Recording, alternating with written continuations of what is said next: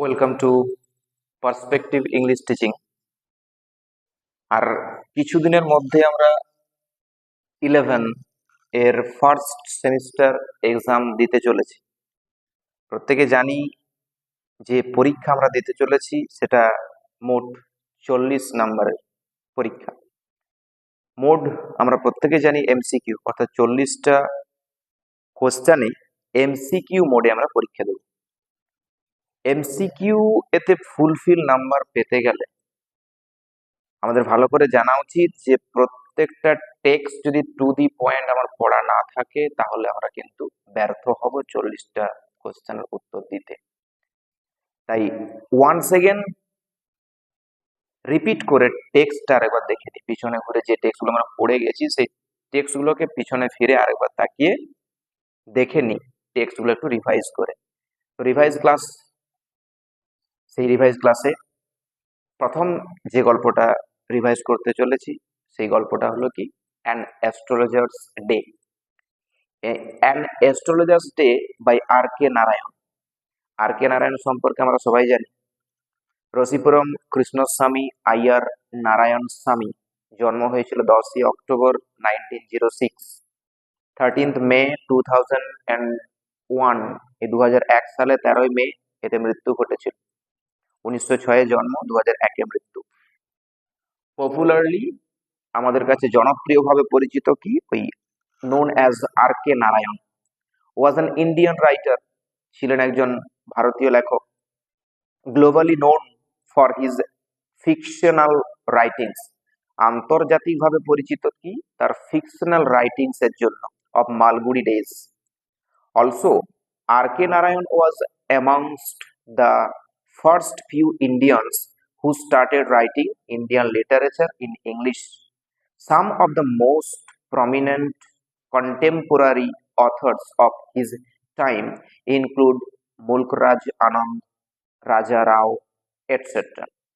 Not so important, but important is Rasipuram Krishnaswami Iyer Narayan Swami, এই পুরো নামটা।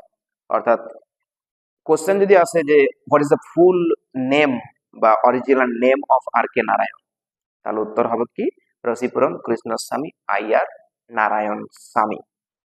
অ্যাবাউট দ্য টেক্সট সম্পর্কে যদি আমরা জানি একটু, তাহলে কি জানতে পারবো না, পাবলিকেশন, এই যে স্টোরিটা অর্থাৎ অ্যান অ্যাস্ট্রোলজার্স ডে, এটা পাবলিশড হয়েছিল মালগুড়ি ডেজ।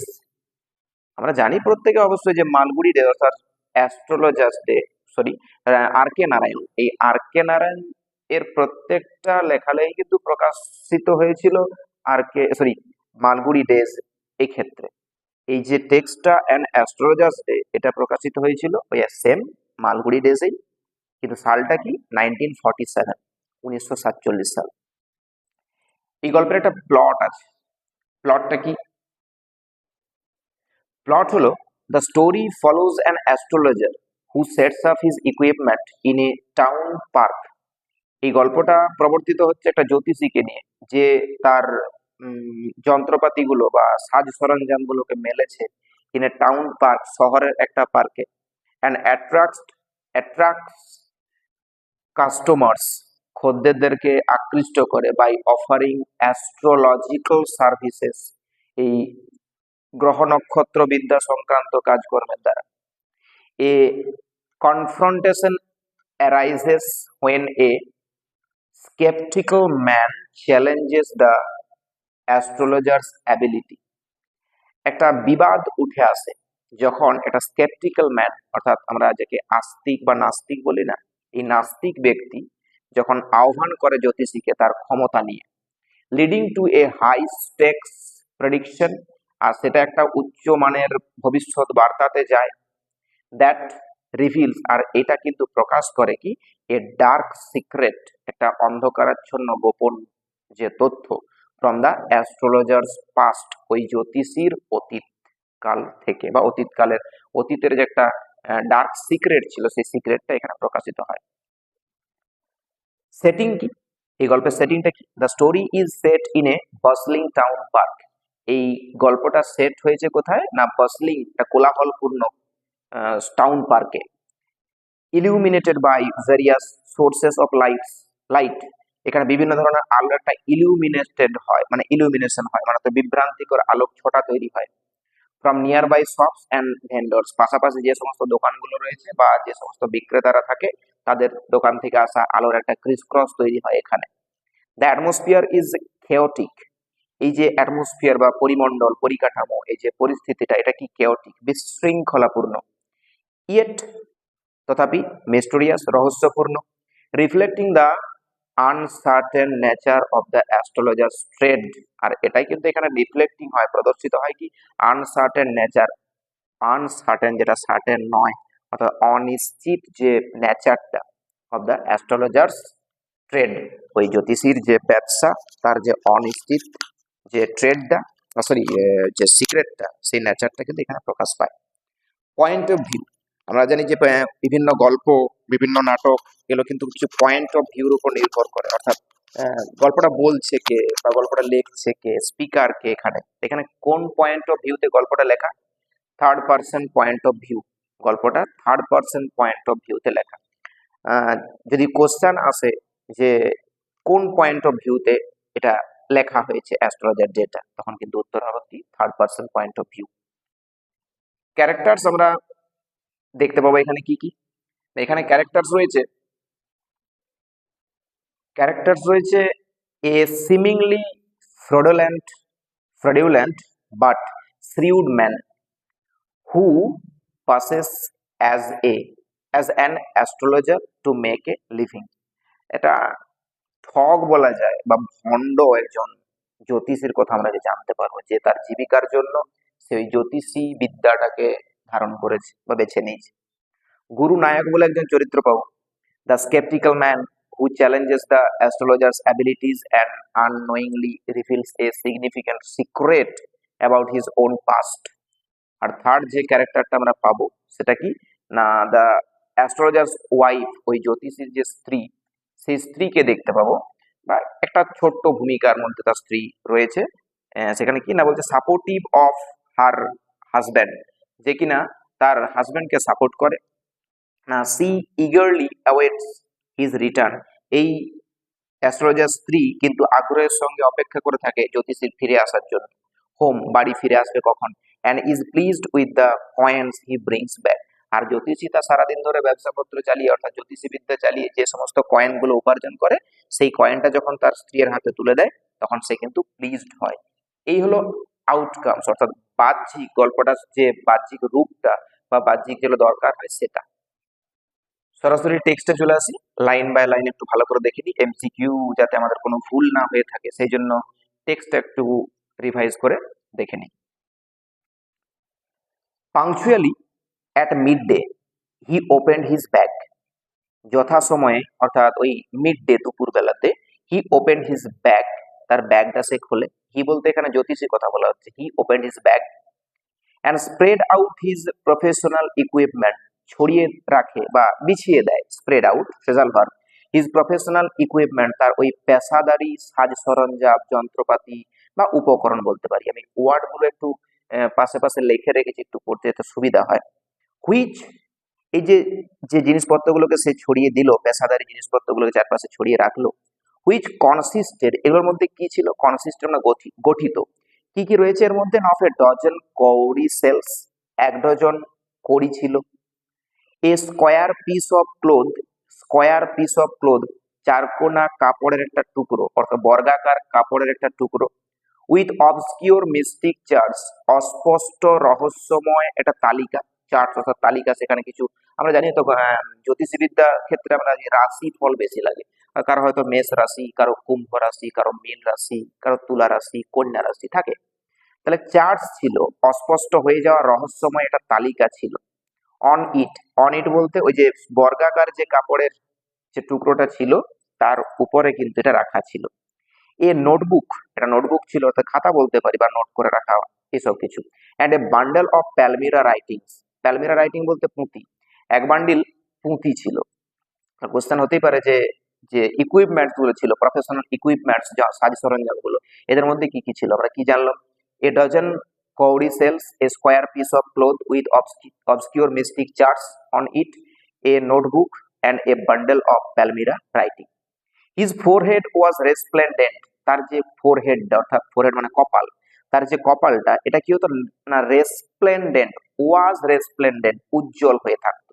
তার কপালটা উজ্জ্বল ছিল কি দিয়ে? উইথ স্যাক্রেড অ্যাশ পবিত্র ছাই দিয়ে, অ্যান্ড ভার্মেলিয়ন এবং সিঁদুর দিয়ে, অ্যান্ড হিজ আইজ এবং তার ওই চোখগুলো স্পার্কল ঝকঝক করতো, জ্যোতিষীর চোখগুলো ঝকঝক করতো, with a sharp abnormal Glim, একটা তীক্ষ্ণ ধারালো অস্বাভাবিক একটা কিরণ দিয়ে তার চোখগুলো ঝকঝক করতো। জ্যোতিষী একটু হোমড়া চোমড়া চেহারা না হলে জ্যোতিষী বলে মনে হয় না। কোনো পাতলা গোছের ব্যক্তি যদি জ্যোতিষী হয় তাহলে খুব একটা বেশি মানুষের কাছে গ্রাহ্যনীয় হয় না, বা মানুষ সেই চোখে সেই ব্যক্তিকে দেখবে না, জ্যোতিষীর চোখে কিন্তু ব্যক্তিটাকে দেখবে না। তাহলে জ্যোতিষে মানে একটা অবয়বটা ঠিক রাখতে হয়, বাইরের পরিকাঠামো একটা গাম্ভীর্য রূপ কিন্তু রাখতেই হয়। তাহলে এই আমাদের জ্যোতিষী এই অ্যাস্ট্রোলজারও কিন্তু সেরকম একটা অবয়ব ছিল বাইরে। সেখানে বলছে কি যে his forehead was resplendent with sacred ash and vermilion, and his eyes sparkled with a sharp abnormal gleam, which was really an outcome. আর এটাই ছিল একটা বাস্তবিক পরিণতি of a continual searching look for customers, ক্রমাগত ওই খদ্দেরদেরকে খোঁজা বা খদ্দেরদেরকে আকৃষ্ট করার একটা অবয়ব হচ্ছে এটা। বাট কিন্তু হুইচ ইজ সিম্পল ক্লায়েন্টস, এই যে ব্যাপারটা, এই ব্যাপারটাকে সিম্পল ক্লায়েন্টসরা, সাধারণ যারা মক্কেল বা সাধারণ যারা খদ্দের, এটা কি কি হতো না টুক two B A prophetic light, এটাকেই সেই ভবিষ্যৎবাণী পূর্ণ বা ভবিষ্যৎবাণীমূলক একটা জ্ঞানের বা আলো তারা এটাতে পেত। মানে জ্যোতিষীর যে অবয়বটা, বাইরের যে পরিকাঠামো বা বাইরের যে চেহারাটা বা রূপটা, এই রূপ দেখে কিন্তু সাধারণ মানুষরা কিন্তু ভবিষ্যতের আলোর ছাপটা পেত, অ্যান্ড ফেল্ড কমফোর্টেড, আর দেখে কি হতো সন্তুষ্ট বোধ করতো তারা, যে এই জ্যোতিষী হয়তো তাদের কোনো কাজে লাগতে পারে, এই সন্তুষ্ট বোধটা করতো। The power of his eyes were considerably enhanced, এই যে চোখের যে ক্ষমতা, তার চোখের যে মানে the power of his eyes, চোখের যে ক্ষমতাটা, এটা কি না ওয়াজ কনসিডারেবলি যথেষ্ট পরিমাণে এনহ্যান্স ছিল। এনহ্যান্স মানে কি উন্নত, কিসের দ্বারা না বাই দেয়ার পজিশন, তাদের সেই স্থানটার দ্বারা, তার যে অবস্থানটা সেটার জন্য। প্লেসড কোথায় ছিল না প্লেসড অবস্থিত ছিল কোথায় না as they were between the painted forehead and the dark whiskers, এই যে চোখগুলো, এই চোখগুলো কোথায় ছিল না পেন্টেড ফোরহেড অর্থাৎ যে রং করা রাঙানো যে কপালটা, এবং কি না ডার্ক হুইস্কার্স, হুইস্কার্স মানে হচ্ছে গোপ, কালো যে গোপ ছিল আর যে রং করা কপাল, তাদের মাঝখানে তো সেই চোখের মণি অর্থাৎ চোখগুলো রয়েছিল, সেই জন্য বলছি হুইচ স্ট্রিম। আর এই হুইচ স্ট্রিম বলতে, হুইচ বলতে কোনটা, ওই গোপটা, গালে যে গোপটা ছিল ডার্ক হুইস্কার্সটা না স্ট্রিম ডাউন নিচের দিকে নেমে গিয়েছিল, হিজ চিক্স মানে গাল বরাবর, ইভেন ইভেন এমনকি এ হাফ উইটস আইজ মানে আধবোকা মানে বোকা কোনো ব্যক্তি তারও কিন্তু চোখ উড স্পার্কেল ঝকঝকিয়ে উঠবে বা ঝকমক করে উঠবে ইন সাচ এ সেটিং, এইরকম যদি অবয়বটা দেখে। তার মানে কি কোনো সাধারণ বোকা ব্যক্তিও কিন্তু ওই এইরকম অবয়ব যদি দেখে তাহলে কিন্তু তার চোখ কিন্তু ঝলমল করে উঠবে সেই জ্যোতিষীর প্রতি। To crown the effect, crown মানে মুকুট, এখানে কিন্তু মুকুট নয় প্রজ্বলিত, তাহলে এই যে প্রভাবটা, এই যে প্রতিক্রিয়াটা, এটাকে প্রজ্বলিত করতে হি উন এ স্যাফরন কালার টারবান, সে একটা জাফরানি রঙের, জাফরানি বলতে কি গেরুয়া, আর জ্যোতিষীদের একটু সাধু সন্ত যে ব্যক্তি এদের কিন্তু ওই জাফরানি কালারটা কিন্তু বেশি প্রয়োজন, তাই এই জাফরানি কালারের যে টারবান মানে পাগড়িটা ছিল অ্যারাউন্ড হিজ হেড, তার মাথার মানে চারপাশে, অর্থাৎ পাগড়ি তো মাথার চারপাশেই বাঁধা থাকে, সেই মাথার চারপাশে একটা পাগড়ি অর্থাৎ জাফরানি কালারের পাগড়ি পরেছিল। তাহলে কি এটা কিন্তু প্রজ্বলিত করার জন্য, প্রভাবটাকে আরো বেশি প্রজ্বলিত করে দেওয়ার জন্য। হিজ দিস কালার স্কিম, এই যে রঙের ছটাটা নেভার ফেল কখনোই ব্যর্থ হতো না, তার নিজেকে জ্যোতিষী বলে প্রমাণ করতে। তাহলে কি এই যে কপালে যে অবয়বটা অর্থাৎ পবিত্র ছাই আছে, তাতে ভার্বেলিয়ন আছে, সিঁদুর আছে, চোখের যে অবস্থান, আর গালের যে ঘন কালো দাড়ি যেটা নিচ পর্যন্ত নেমে গেছে, গাল পর্যন্ত নেমে গেছে, আর তার ওই মাথার উপর যে জাফরানি রঙের যে কালার, জাফরানি রঙের যে টারবানটা পাগড়িটা, এটা কিন্তু এই আলোক ছটা কখনোই তাকে ব্যর্থ করতো না।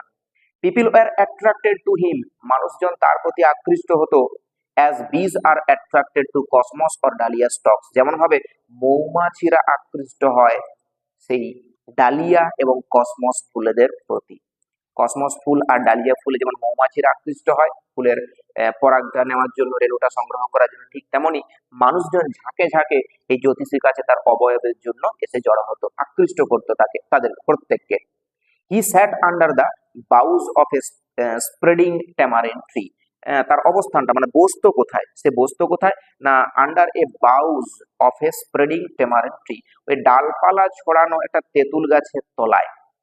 হুইচ ফ্ল্যাঙ্ক, আর যার পাশ দিয়ে এ পথ রানিং, একটা পথ চলে গেছে through the town hall park, কোনখান পর্যন্ত না টাউন হল পার্ক পর্যন্ত কিন্তু পথটা চলে গেছে। ইট ওয়াজ এ রিমার্কেবল প্লেস, এই জায়গাটা ছিল একটা মন্তব্যপূর্ণ স্থান। ইন মেনি ওয়েজ, বিভিন্ন ভাবে। কিরকম ভাবে, কোলন দিয়ে লেখা আছে কি, a surging crowd was always moving up and down this narrow road morning till night. এটা উত্থাল ভিড়, সার্জিং মানে উত্থাল, এটা উত্থাল ভিড় কি হতো না ওয়াজ অলওয়েজ, সর্বদাই মুভিং আপ অ্যান্ড ডাউন, আসা যাওয়া করতো দিস ন্যারো রোড, এই সংকীর্ণ রাস্তাতে, মর্নিং টিল নাইট, সকাল থেকে রাত্রি পর্যন্ত। আর কি, এ ভ্যারাইটি অফ ট্রেডস, বিভিন্ন ধরনের ব্যবসা, অ্যান্ড অকিউপেশনস, এবং পেশা, ওয়াজ রিপ্রেজেন্টেড অল অ্যালং ইটস, প্রতিনিধিত্ব করতো। কোথায় প্রতিনিধিত্ব করতো না অল অ্যালং ইটস ওয়ে, এই পথের দুপাশে। মেডিসিন সেলার, এখানে কিছু ঔষধ বিক্রেতা থাকতো। Sellers of stolen hardware and junks, এই স্টোলেন হার্ডওয়্যার অ্যান্ড জাঙ্কস এটাকে একসঙ্গে বলা হয় কি, যে চোরাই মাল, অর্থাৎ চোরাই কারবারি করে যে সমস্ত জিনিসপত্রগুলো বিক্রি করা হয় সেগুলো। আবার কি, ম্যাজিশিয়ানস, বিভিন্ন জাদুকরেরা বসতো। অ্যান্ড অ্যাবাভ অল, আর সর্বোপরি কি, an অ্যাকিউশনার of chip cloth.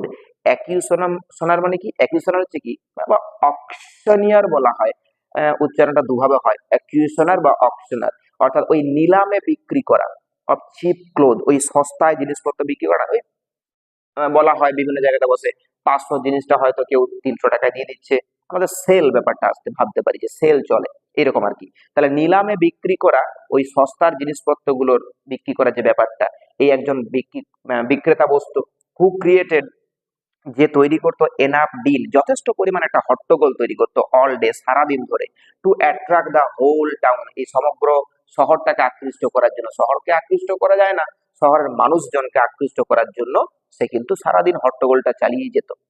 Next two him, আর তার ঠিক পাশেই, ইন এ ভেসিফোরাসনেস, ভেসিফোরাসনেস মানে কি, উচ্চস্বরে চিৎকার, ওই উচ্চস্বরে চিৎকার কেম আসতো কোথা থেকে না a vendor of fried ground nuts, একজন বিক্রেতা, সে কি বিক্রি করতো না ফ্রাইড গ্রাউন্ড নাটস, ভাজা বাদাম বিক্রি করতো, কাঁচা বাদাম নয়, ভাজা বাদাম, এই ভাজা বাদামটা বিক্রি করতো। Who gave his ware, ware মানে পণ্যদ্রব্য, জিনিসপত্র, যে কিনা তার ওই জিনিসপত্রগুলোর কি করতো না দিত এ ফ্যান্সি নেম, একটা সুন্দর সুন্দর নাম, ইচ ডে, প্রতিদিন। কলিং ইট, কখনো হয়তো একদিন বললো বোম্বে আইসক্রিম, ওয়ান ডে, একদিন বললো হয়তো বোম্বে আইসক্রিম, মানে বাদামগুলোকে বিক্রি করছে বিভিন্ন নামে, তার কারণ তো মানুষকে আকৃষ্ট করা যাবে না তাছাড়া, তাই কি বলছে, প্রথম দিন হয়তো বললো Bombay ice cream, one day, and on the next day, পরের দিনই হয়তো বললো কি দিল্লি আমন্ড, অর্থাৎ দিল্লি আমন্ড, এইভাবে বলতো, প্রপার নাউন সবগুলোই। অ্যান্ড অন দ্য থার্ড, আর তৃতীয় দিন হয়তো বললো Raja's delicacy, and so on and so forth, এবং এরপর এইভাবেই চলতে থাকতো, প্রতিদিন আলাদা আলাদা নামে কিন্তু তার জিনিসপত্রগুলো সে বিক্রি করতো, অর্থাৎ ভাজা বাদামটা বিক্রি করতো। And people flock to him, আর এই জন্য কি করতো, মানুষজন তার কাছে ঝাঁকে ঝাঁকে যেত। A considerable portion of this crowd, এই ভিড়ের একটা গণ্যমান্য মানে বিশেষ একটা অংশ, dallied before the astrologer too, ধীরে ধীরে ওই জ্যোতিষীর কাছেও কিন্তু যেত। The astrologer transacted his business, এই জ্যোতিষী তার ব্যবসাটা চালাতো by the light of a flare, মশালের আলোতে। হুইচ ফ্ল্যাঙ্কড, আর যার পাশে কি হতো, হুইচ ফ্ল্যাঙ্ক, ওই চড়চড় শব্দ করতে করতে জ্বলতো, অ্যান্ড স্মোকড আপ, ধোঁয়া উঠতো, above the groundnut heap, ওই গ্রাউন্ড নাট হিপ, বাদামের যে হিপ স্তূপটা ছিল তার নিয়ার বাই, পাশের থেকে। Half the enchantment of the place, এই জায়গাটার যে অর্ধেক আকর্ষণটা, was due to the fact, এই কারণেই ছিল দ্যাট যে it did not have the benefit of municipal lighting, পৌরসভার কোনো আলোর সুবিধা এই জায়গাতে ছিল না। The place was the place was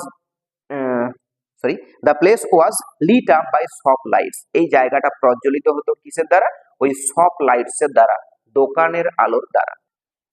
The place was lit up by soft lights, দোকানের আলোর দ্বারা জায়গাটা প্রজ্বলিত হতো, লিট আপ মানে প্রজ্বলিত হওয়া।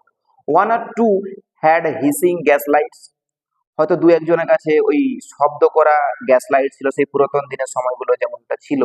সাম হ্যাড নেকেড ফ্লেয়ার্স, কিছু জনের হয়তো মশাল ছিল। স্টাক অন পোলস, যেগুলো খুঁটির ওপর হয়তো গাঁথা থাকতো।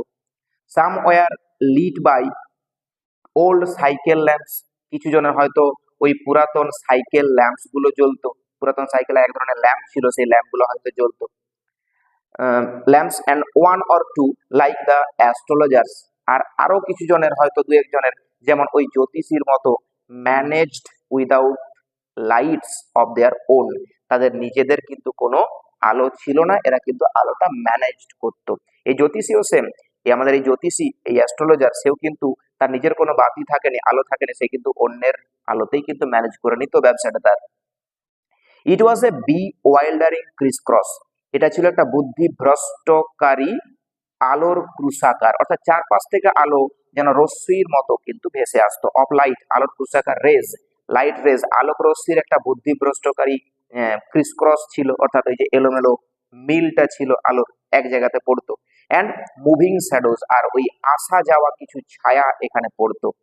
মানুষজন গেল, তার ছায়াগুলো কিন্তু এই জায়গার মধ্যে পড়তো আলোর জন্য। দিস সুইটেড দ্য অ্যাস্ট্রোলজার, আর এটাই কিন্তু ওই জ্যোতিষীকে কিন্তু মানানসই করে তুলতো ভেরি ওয়েল, ভালোভাবে। ফর, কারণটা কি না, দ্য সিম্পল রিজন, এটা সাধারণ কারণ, that he had not in the list intended, সে কিন্তু কোন রকম ভাবে তার অভিপ্রায় ছিল না, তার কোনো অভিপ্রায় ছিল না টু বি অ্যান অ্যাস্ট্রোলজার, এই জ্যোতিষী হওয়ার। হোয়েন হি বিগ্যান লাইফ, যখন সে জীবনটা শুরু করেছে, তার জীবন শুরু করার ক্ষেত্রে অর্থাৎ ব্যবসা বাণিজ্যের ক্ষেত্রে তার যে জ্যোতিষীটাকে সে বেছে নেবে, এটা কিন্তু তার মানে অভিপ্রায় ছিল না।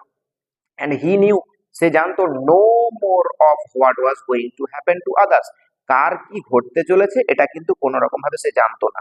More of what was going to happen to others than he knew what was going to happen to himself next minute, পর মুহূর্তে নিজেরই কি ঘটবে সেটাই জানে না, আর অন্যের কথা তো দূরের কথা, অন্যের কি ঘটবে সেটা তো জানতোই না। He was as much as stranger, he was as much as stranger, সে ততটাই অচেনা ছিল টু দ্য স্টার্স, গ্রহ নক্ষত্র সম্পর্কে, as were his innocent customers, নিষ্পাপ খদ্দেররা যেমন গ্রহ নক্ষত্র সম্পর্কে কিছুই জানে না, ঠিক তেমনি সেও কিন্তু গ্রহ নক্ষত্র সম্পর্কে কিছুই জানতো না। ইয়েট, তবুও, হি সেড থিংস, তিনি মানে সে যে সমস্ত জিনিসগুলো বলতো, হুইচ প্লিজড অ্যান্ড অ্যাস্টোনিশড এভরিওয়ান, সবাইকে কি করতো, প্লিজড করতো, আনন্দিত করতো, সন্তুষ্ট করতো, এবং অ্যাস্ট্রনিশ, সবাইকে কিন্তু আশ্চর্য করে তুলতো। That was more a matter, আর এর কারণটা কি না, মোর এ ম্যাটার অফ স্টাডি, অত্যধিক পরিমাণে স্টাডি করেছে সে, প্র্যাকটিস অনুশীলন করেছে, অ্যান্ড শ্রিউড গেস ওয়ার্ক, আর একটা ধূর্ত আন্দাজকে সে কাজে লাগাতো। আর আমরা জানি সবাই যে practice makes a man perfect, আর এই জ্যোতিষী কিন্তু সেইটাকেই কাজে লাগিয়েছিল।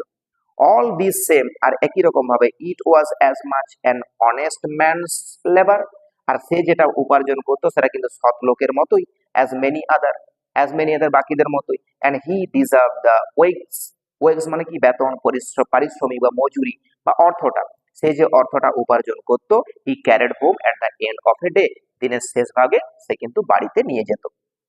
হি had left his village without any previous thought or plan, সে কোনো পূর্ব কোনো পরিকল্পনা ছাড়াই কিন্তু সে বাড়ি ছেড়েছিল। থট অর প্ল্যান, চিন্তা ভাবনা, কোনো পূর্ব পরিকল্পনা, এটা ছাড়াই কিন্তু বাড়ি ছেড়েছিল। ইফ হি হ্যাড কন্টিনিউড, যদি সে সেখানে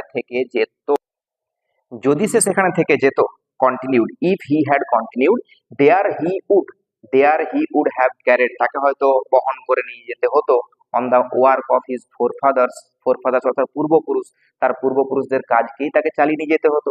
নেমলি, যেমন টিলিং দ্য ল্যান্ড, জমি কর্ষণ করা, জমি চাষ করা, লিভিং সাধারণভাবে বসবাস করা, ম্যারিং বিয়ে থা করা, অ্যান্ড রাইপেনিং ইন হিজ কর্নফিল্ড, আর শস্য ক্ষেতে শস্যগুলো পেকে গেলে সেগুলোকে কাটা, অ্যান্ড অ্যানসেস্ট্রাল হোম, আর তার পৈতৃক বাড়িটাকে সামলানো, এই কাজগুলো তাকে করতে হতো। But that was not to be, কিন্তু এগুলো তো হওয়ার ছিল না, এই জ্যোতিষী তো সেই কাজগুলো করবে না, তাই বলছে but that was not to be, এটা হওয়ার ছিল না। He had to leave home without telling anyone, তাকে বাড়ি ছাড়তে হয়েছিল কাউকে কিছু না বলেই, without telling anyone. And he could not rest, সে তার যাত্রা থামাতে পারতো না, till he left it behind, যতক্ষণ না পর্যন্ত সে তার বাড়িকে ফেলে রেখে এসেছিল এ কাপল অফ 100 মাইলস, কাপল মানে দুই, এ কাপল অফ 100 মাইলস অর্থাৎ 200 মাইল দূরে বা পিছনে। টু এ ভিলেজার, একজন গ্রামবাসীর পক্ষে, it is a great deal as if an ocean flowed flowed between, যদি কোনো ওসিয়ান ফ্লোড বিটুইন, তার মানে কি যে সহজভাবে তাকে খুঁজে পেয়ে যেত, গ্রামবাসীরা তাকে সহজভাবে খুঁজে পেয়ে যেত যদি সে সেখানে থেকে যেত, তাকে যতক্ষণ না পর্যন্ত কি 200 মাইল দূর পর্যন্ত এসেছে ততক্ষণ পর্যন্ত সে তার যাত্রা কিন্তু থামায়নি। As if an ocean flowed between, he had a working analysis, তার একটা কাজের বিশ্লেষণ ছিল, অফ ম্যানকাইন্ডস ট্রাবলস, মানুষের সমস্যা, মানুষের কি কি সমস্যার সমাধান সে করতে পারতো না, ম্যারেজ, কারো হয়তো বিয়ে হয়নি, বিয়ের সমস্যা, মানি, কারো টাকার সমস্যা, অ্যান্ড দ্য ট্যাঙ্গলস, ট্যাঙ্গলস মানে কি জটলা, হয়তো অসুবিধা, অফ হিউম্যান টাইজ, মানসিক যে বন্ধন, সেই বন্ধনও কিন্তু দূর করে দিত আমাদের এই জ্যোতিষী। Long practice had sharpened his perception, এই দীর্ঘ দিনের যে মানে প্র্যাকটিস অর্থাৎ অনুশীলন, এটা কি করে তুলেছিল না, হ্যাড শার্পেন্ড হিজ পারসেপশন, তার ধারণাকে, তার উপলব্ধিকে বা ধারণার যে মানে উপলব্ধির যে ধারণা সেটাকে ধারালো করে তুলেছিল।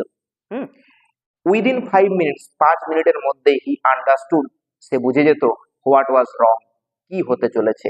হি চার্জ 3 পাই, 3 পাই, সে কিন্তু 3 পাই করে নিত পার কোশ্চেন, প্রতি প্রশ্নে, খুব গুরুত্বপূর্ণ তথ্য যে এমসিকিউর জন্য, যে প্রতিটা প্রশ্নে কত করে নিত, পার কোশ্চেনের জন্য 3 পাই করে নিত।